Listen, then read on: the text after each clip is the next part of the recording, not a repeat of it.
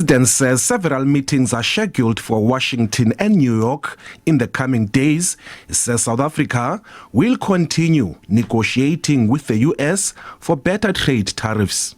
And in a way, it is double-pronged.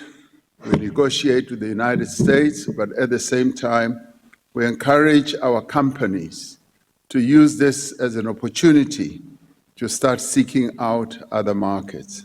But he was cornered by the EFF for reciprocating trade tariffs against the US. Of appeasing the maniac, why have we not stood firm and imposed own retaliatory tariffs against Trump while looking to open up trade with our BRICS partners?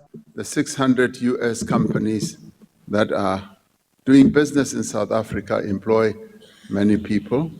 And it is the interests of these many people that we as a government have to take care of before we engage in a war that may not yield the results that we want.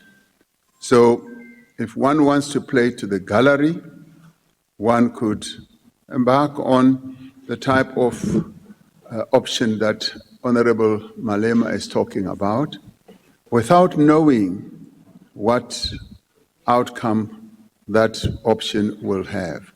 The president was also questioned about the future of the Post Bank. The effect of losing the master service agreement with SASSA could place the bank at risk of insolvency and possibly going under liquidation. The Post Bank has not yet fully met the conditions for a banking license, particularly around its card key management processes and the compliance with the prudential standards that are required.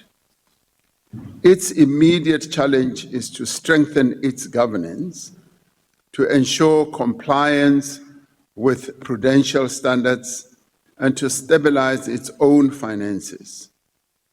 Capitalization of the bank will be considered, as it must, once the Post Bank is granted authorization to operate as a bank. The DA argued that the president's national dialogue idea is a failure.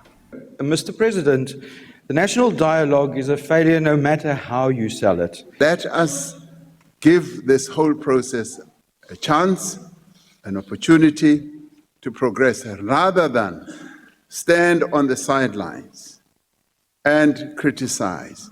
And as they say, it's better to be inside the tent rather than to be outside and doing something inside the tent. And the issue of the bloated executive also came under the spotlight. Will you and your party support my private member's bill, constitutional amendment, to do away with deputy ministers so that the cost of these redundant members can be redirected to the betterment of our country?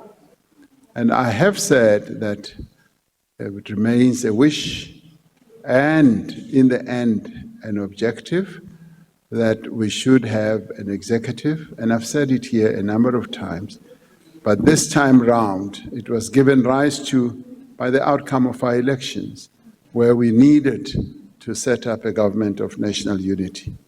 Ramaphosa says the National Council Against Gender-Based Violence will be appointed by April next year.